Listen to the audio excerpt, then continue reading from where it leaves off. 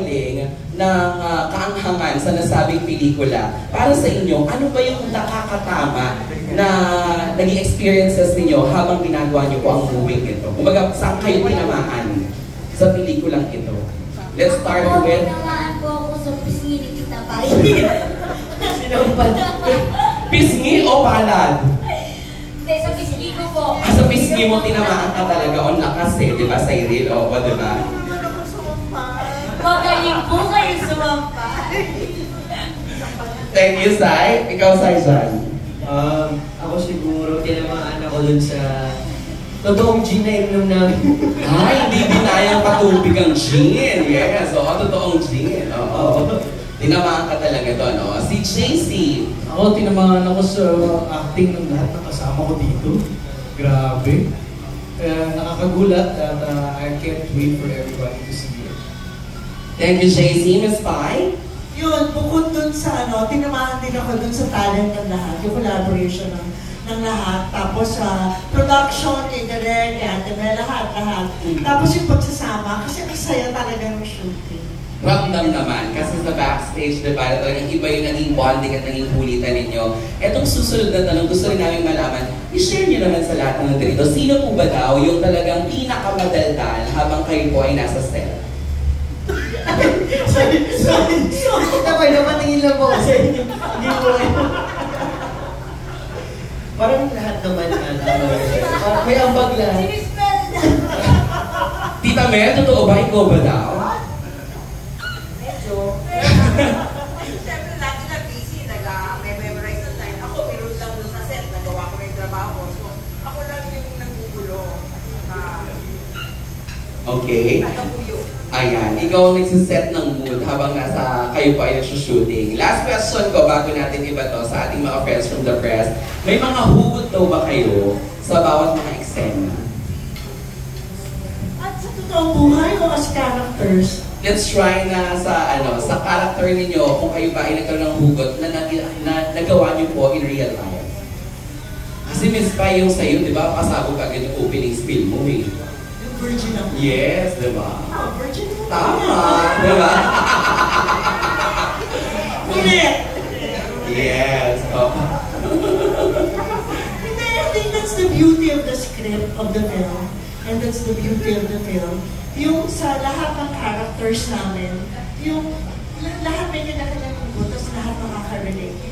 You'd be able to pick up kung anong hugot. Hindi necessarily na mag-stick ka sa isang character, pero makakahugot ka sa bawat character. Opo. Oh, thank you po, Miss Pai. May request na po, pwede daw po patanggal na po muna yung background music daw po kasi everybody's vlogging or creating, baka lang ma-copyright po sila. Walang ma-upload na naganap na Grand Media po. Okay, thank you po sa ating sound engineer and wow engineer. Susunod, then, JC, how about you?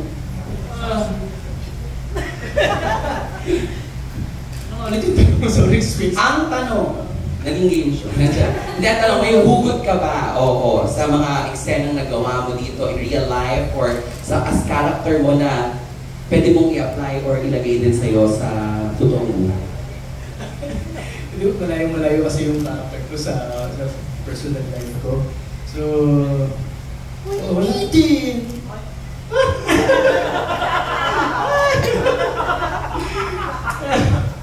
Hindi, I guess, marami bang hugot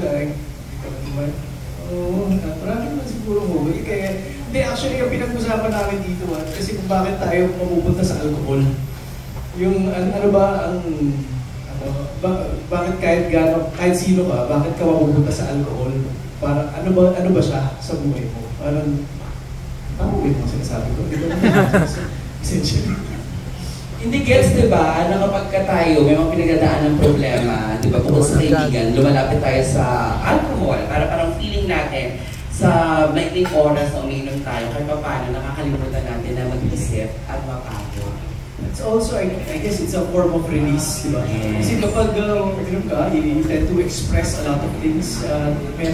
Meron iba sa personal life mo na lalabas na hindi mo usually pinapakita or ina-express. So, Tsaka hindi lang magmalungkot kasi di ba kahit celebration, kahit masaya, Yun nga, ay, kahit nagwawain lang tayo o ganyan, hindi naman kailangan yung lumulungo ka talaga sa alcohol. And then, I think, kaya maganda ang kwentuhan when you're a little intoxicated. Kasi, di ba sinasabi nila, truth serum Yes. ang alcohol. Kasi nawawala lahat ng defenses mo. Inhibition, sige, nare-relax ka. So, hindi lang pag malungkot, kahit pag masaya, di ba, yung parang, oh, you want to celebrate, you're happy. Yun. Naku, bago na, yun na rin ang sagot nila sa Iril at si Ijan, o meron din kayong input, syempre. Sa hugot. Siguro po yung ano, wala po eh. Siguro yung Tama sa Iril. siguro yung naka-relate lang ako dun sa ugot ng karakter. Siguro nakatulog na siya na nagiinuman na sila. Parang yun po yung pinaka-totoo. Thank you, Cyril. Si Ijan. Agree ako dun sa mga sinabi nila, pero siguro dun pinaka-relate ako sa character ko is yung mahihain siya, tapos di mo na nagsasalita. Nung tinamaan lang siya ng alak, tsaka siya Tumalda. Yun, tsaka lang siya nag-makoy. Makoy is the hashtag for Nakita you. namin dito yung 5 types of people na nalasing kapag nalasing. So meron din ba dito na mapapanood kami dahil nalasing to naging fluent at straight English na magsalita? Pero may gano'n pag nalasing? Oo. Pero hindi po magpapatama. Yan ang sinahanap namin kayo na ito baka siya makasagot. Miss Pai, Cyril, Season, and JC Direct Noel and Tita Mel, hindi po magpapatalo si Mr. Pepe Herrera dahil ang ating mga naging katanungan for Pepe ay kanya pong agad-agad na sasagutin. Pepe, let's all watch this. Hi, Pepe! Hello everyone, ako po si Pepe Herrera, ginagampanan ko yung role ni Hilo. Ang pinaka-memorable, sige, sino pinaka-madaldal? Parang patas ako, si JC, tsaka si Cherry Pie. Kasi pag nagkwentuhan kami, may kanya-kanya kaming contribution na kwento eh. Kwento rin naman si Cyril tsaka si CJ, pero mas listener sila sa mga kwento namin ni Cherry Pie tsaka ni JC. Tapos pinaka-memorable, yung tawanan. Kasi kung mapapanood nyo, yung tawanan namin sa mga eksena, legit eh. Kasi ano kami, masaya lang kami dun sa mga eksena eh, lalo na nung nagkakalasingan na. I guess yung mental health journey ko, nagamit ko siya, yun yung pinakahugot ko. Kasi since I'm handling anxiety, sa mga parts na naglalabas na ng mga sikreto yung bawat character, nagamit ko siya. Para siya medyo naging therapy session, lalo na nung niyakap lang ako ng mga kainuman ko sa eksena. Magaling yung mga ka-eksena ko, magaling yung mga kasama kong aktor. So yun siguro yung pinaka nakakatakot at the same time nakaka-inspire for me to do better. So, in some way, inspiration and fear, yun yung naging motivation ko. So, yung character ko, ako si Hilo, siya yung tipong maaaring matawa ka sa kanya, pero may mga tinatago siyang lungkot. I guess yun yung posibleng ma-reveal dun sa pelikula. Kung ano yung mga samad-saring emosyon na tinatago niya, kaya siya mayroong fasad na lagi lang nagpapatawa. Nagkahilo-hilo na siya sa dami ng emosyon niya.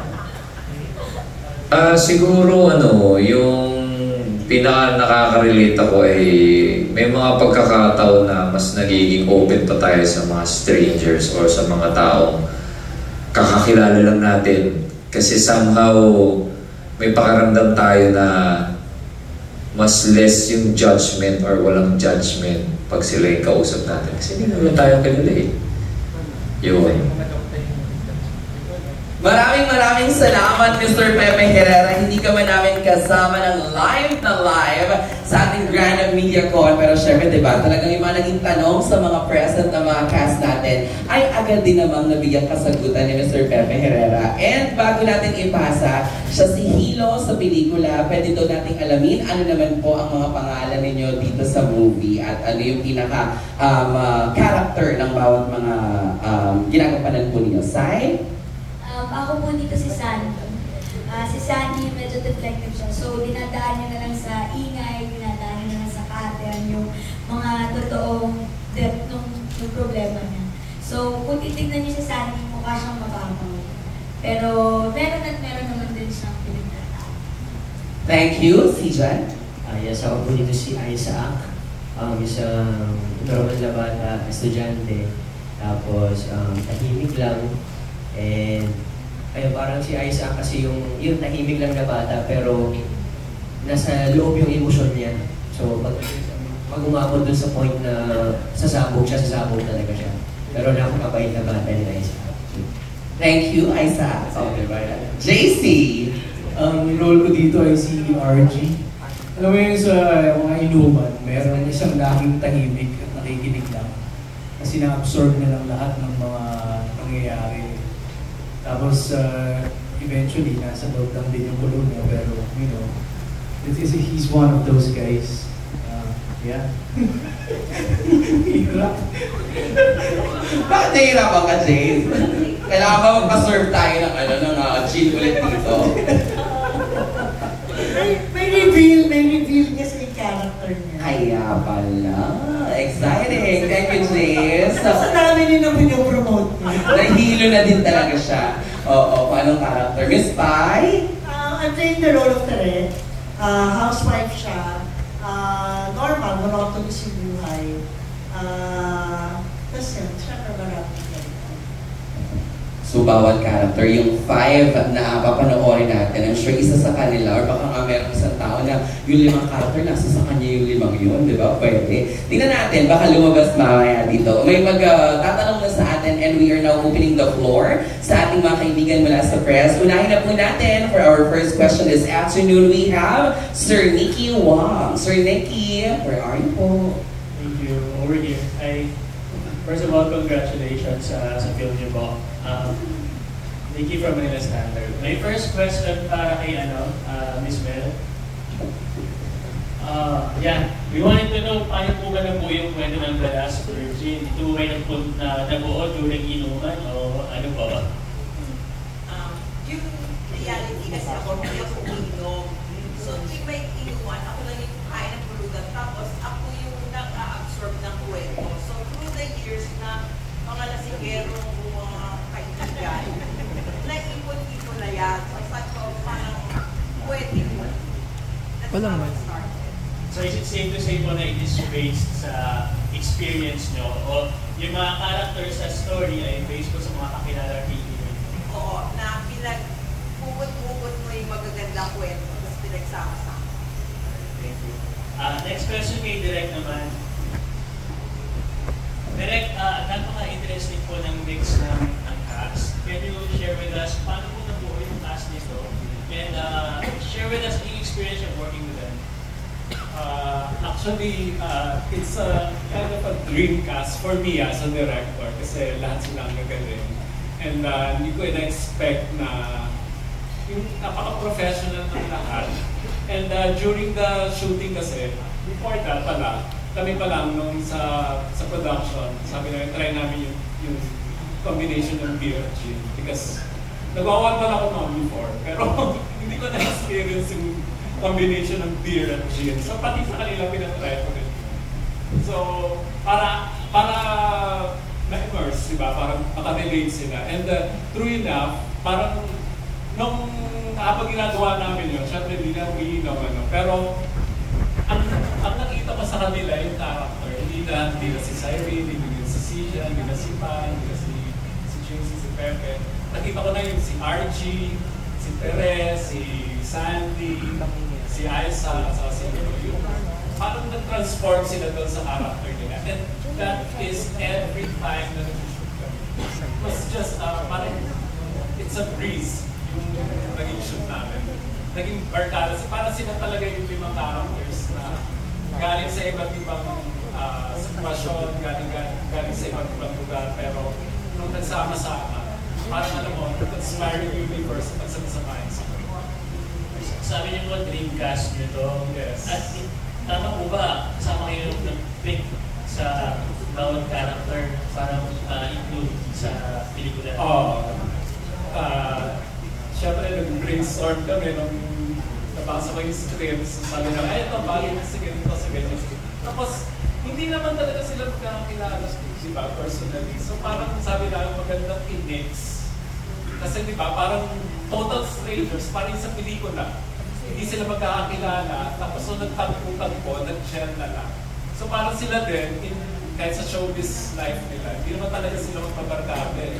Except for the two, di ba? Na nagkikita sila. Pero nung nagsama-sama sila, nung nabuo, ang ganda ng chemistry. Parang talaga sa pelikula. As a director po, sabi nyo, hindi sila when is the friends in real life talaga magkakasama. Ano po na tingin nyo yung nagpa-gel sa kanila on set, apart from yung nag-immerse sila ng inuman, ano po na tingin nyo yung naging parang common denominator nila para mag-tingin na yung characters nila, like they are, As actors, I think kasi professional sila. So ginagawa nila yung dapat nilang gawin. And as persons, sa akin kasi parang, alam nyo, ang ganda ng samahan, nagko-contribute kaya sasabihin ni Pai, ganito gawin mo, suggest ko, ganyan. So lahat sila, may kanya-kanya silang input sa characters. Tapos, nagsasuggest sila sa bawat isa. So kaya, yung collaborative environment po pala. yes, yung working environment. At saka, yun nga, I think it's the spirit of yung script na na-imbibe nila sobre sa totoong buhay nila at saka sa characters. Also bro, this is one of those scripts na sobrang hirap gawin. Kasi never kami nag-visual. Kailangan na, may mga monologues kami, sila, na hindi namin ipapakita ang flashback visually. So, with words, kailangan namin ipakita sa iyo yun. So, it's one of those scripts na kailangan namin mag-collaborate kasi ang hirap ng, kailangan namin magkasundo lahat. At hindi kami pwede mag-away-away kasi mahirap siya at kailangan namin magkasundo lahat. Actually, yung ganitong classic pelikula tsaka working on this kind of script, actually yun ang pinakamahirap pag simple. Simple maganda. Yun ang pinakamahirap gawin.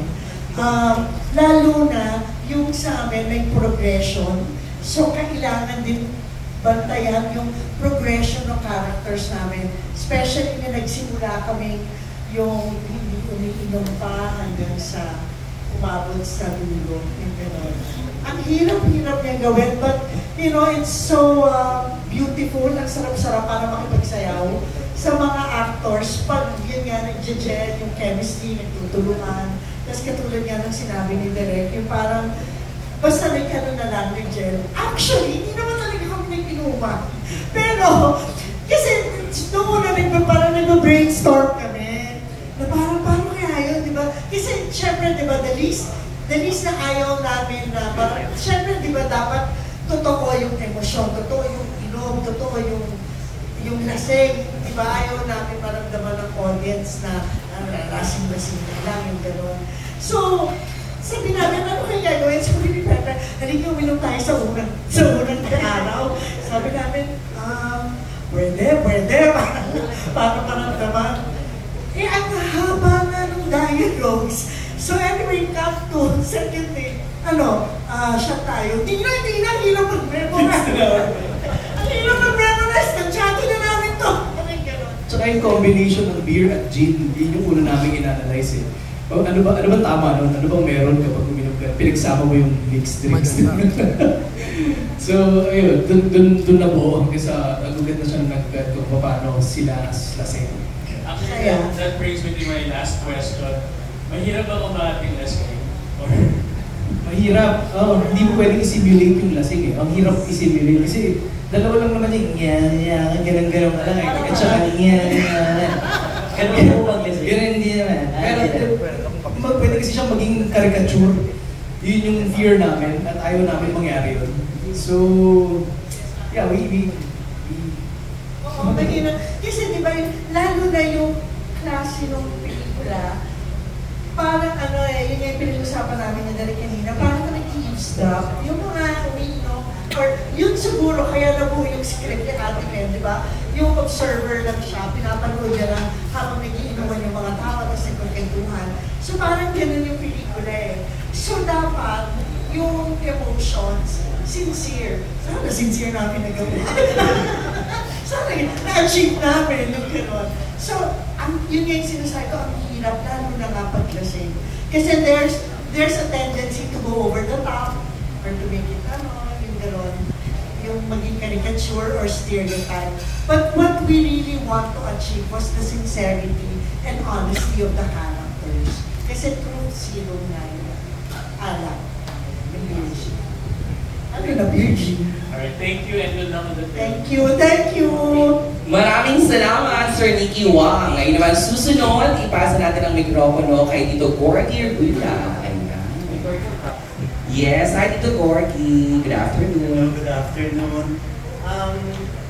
Bakla ka rin akala mo may hapa ako. Pasensya na.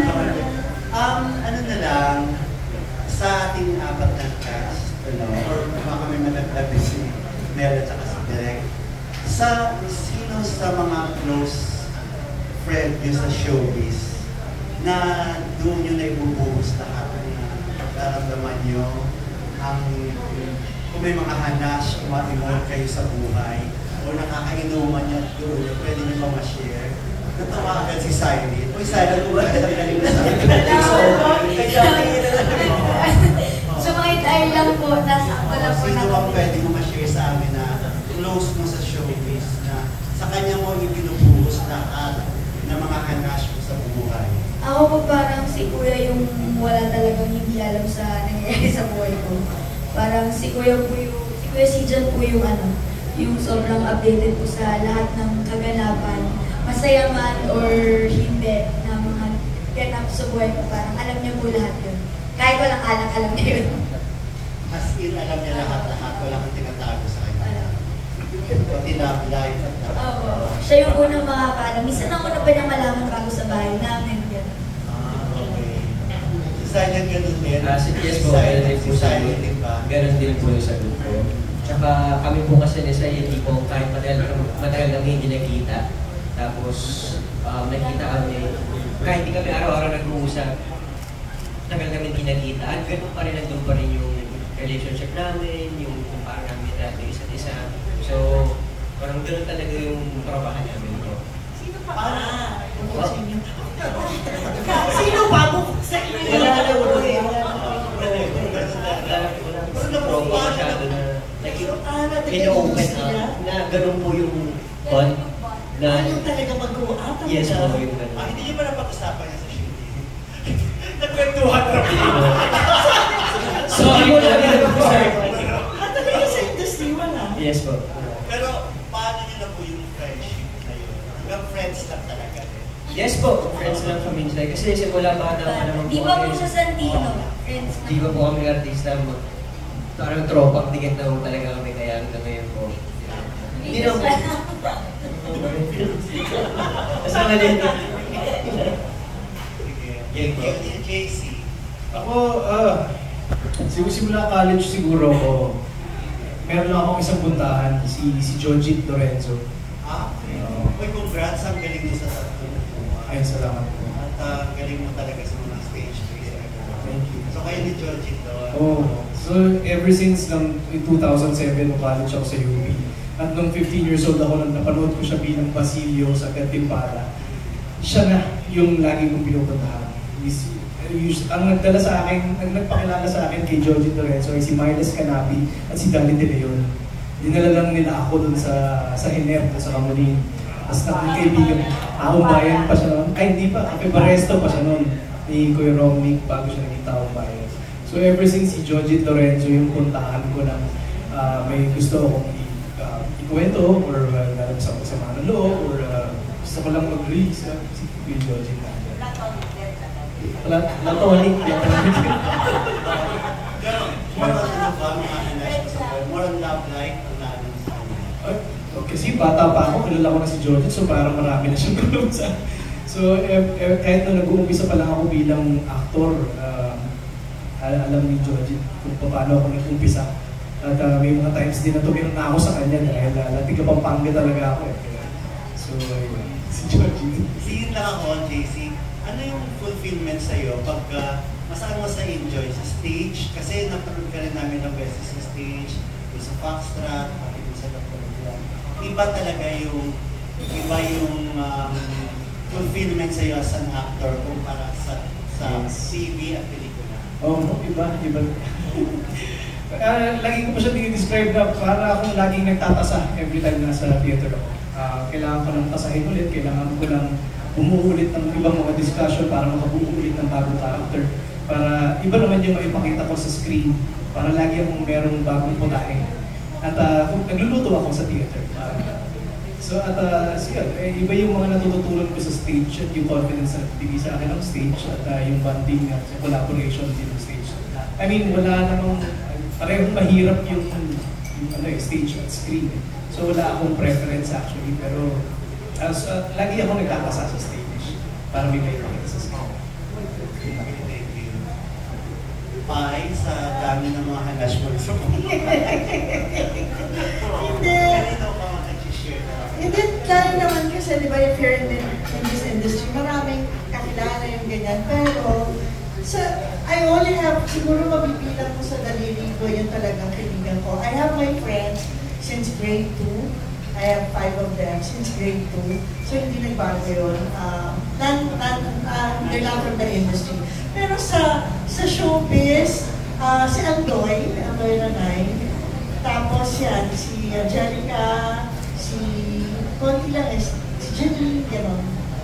Janine Gutierrez, mga ganyan. Yan lang. Pero kami yung talagang, tapos gano'n din, yung matagal hindi nagkita, pero pag kailangan na, lalo na si Andoy ngayon nasa Subic eh.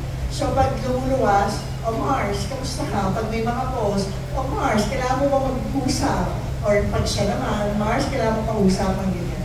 So, hindi. Actually, of late, more of work, buhay-buhay. Tapos ngayon, more of, we're not getting any younger. Yung gano'n. So parang, ano na yung ng buhay, paano na, tapos sa trabaho. Actually, mas gano'n na eh. Sa pagkatao, yung gano'n. Ngayon, mas life, yung mortality, yung gano'n. Pero naniwala pa kayo doon? Kasi sinasabi na minsan mas nakaka-open pa kayo sa mga stranger kesa sa close friend mo talaga. Totoo ba yan sa inyo? Lalo na't celebrity kayo. Sa akin, parang hindi naman ako lasindera, no? Pero I enjoy occasional drinking. You know, it's a stress reliever, yung ganon. Yun lang talaga. Pero nakaka-relax siya. Pero ako, kahit na I know what I'm doing, so I also know who I talk to. Tapos, di ba, lalo na sabi ako, you have to be careful, lalo na ngayon, di ba, social media. So, yun. Ako siguro, I tend to open up to people for them to be comfortable with me. Para lang, hindi ako mukhang mataas, siguro. So, nag-open up ako ng weaknesses ko right away sa strangers. Para lang hindi sila intimidated. Ako po parang hindi naman po mas maraming nasasabi or mas feeling mo comfortable ka magkwento sa strangers kaysa sa mga kakilala mo kasi walang judgment. Pero siguro may therapeutic side din yung pagkukwento sa strangers kasi parang na-evaluate mo yung sarili mo, naging reflection siya, and may parang doon mo ma-realize na ganito ko pala yung kwento yung sarili ko kung isa-summarize ko siya sa ibang tao. Kasi di ba parang pag may presumption na kapag sa kakilala mo or mutual friend. Pero kapag sa strangers, kaya mo mag-start ng buong story mo all over again na talagang from scratch. Yun lang po. Pero I won't choose a stranger over a friend. Ako naman siguro, hindi ko po siya kayang gawin. Like, mag-open up sa isang stranger. Kasi, yun nga, mahihayin ako. Tapos, pag kinausap ko lang ako, tsaka ako magsasalita. Pero hindi yung tipong, ando na tayo sa usapan na malalim. Parang, surface level muna tayo. Para akong makina ng kotse na kailangan ko nung pailitin para yung tipong mag-open up, para yung magkwentuhan. Pero, tsaka hindi rin po ako masyadong nainom, kaya hindi ako masyadong tawatin. Pero, yun yung just make it Hang-chika talaga, di ba, Miss Pai? Hindi, pero actually yun yung beauty ng film. Kasi siguro, kasi kami, di ba? Kasi dahil sa trabaho namin, so nahubog na kami or na-condition na mahirap mag-open. Mag-ingat. Oo, mag-ingat. Pero, maybe if hindi ganito yung trabaho, pag pinanood mo, parang ang sarap ma-experience o maging adventure nun. Na, you know, or pwede siguro sa amin pag nasa ibang bansa ka, di ba, pag magta-travel ka mag-isa, and then you get to meet a lot of people or you get to meet people from different cultures, tapos di ba nag-share kayo isang gabi and then you open up. Yun, okay yun. Parang ang sarap na experience, pero kung dito, hindi. Pero let's say like me, di ba, it's a dream of mine na, you know, to travel alone. Once ka na kasi anyway. To travel alone, meet people, meet strangers, and then, you know, you hear about their culture, yung buhay nila. Parang ang sarap mangyari. So, ganun yung feeling. Okay, thank you. Last na lang.